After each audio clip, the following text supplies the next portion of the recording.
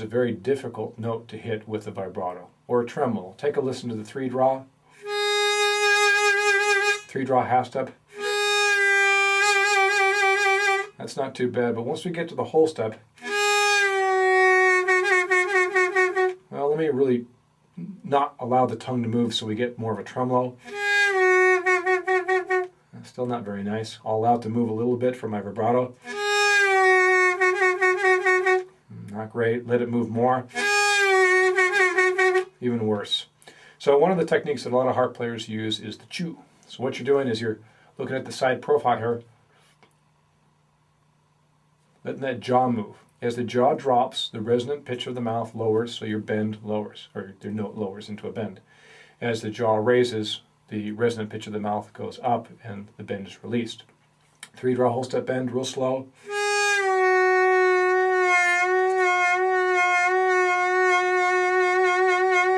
And then you chew to the desired speed you want. Really nice technique, especially when you're playing like a 5-chord run, measure 9 in the 12-bar blues progression, which will have a lot of those three draw whole step bends. The 2-draw half step bend that works really nice.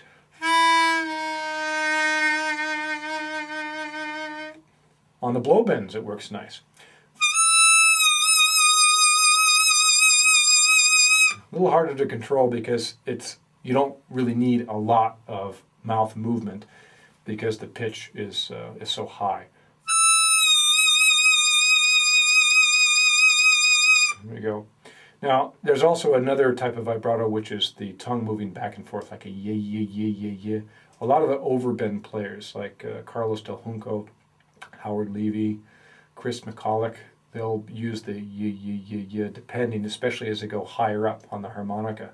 A lot of these players will tend to use the throat vibrato for the lower part of the harmonica, but as they go up to the higher end of the harmonica, using overbends and overdraws, overblows and overdraws, they all feel that there's a lot better control of pitch when you're in the middle of a pitch using the yeah, yeah, yeah. They make it sound great. I tend not to like to use that because I'm a classic Chicago blues player, and it has a little bit more of a mouthy sound than I would like to have. And we try to minimize those type of sounds as much as possible when we're talking about the post-war Chicago blues type of sound. But for their style, their more single note style, man, it really sounds nice. So the yeah, yeah, yeah, yeah, that's an option. That tends to work pretty nice, even a combination of the yeah, yeah, yeah and the jaw movement for the high end. I'm using a little bit of both, and I find for me that works the most successful, and it doesn't sound too mouthy, so I think that's a good thing. Now, the stomach vibrato, take a look at the artist interview with Jason Ritchie, and he goes over how he uses the stomach, where it's basically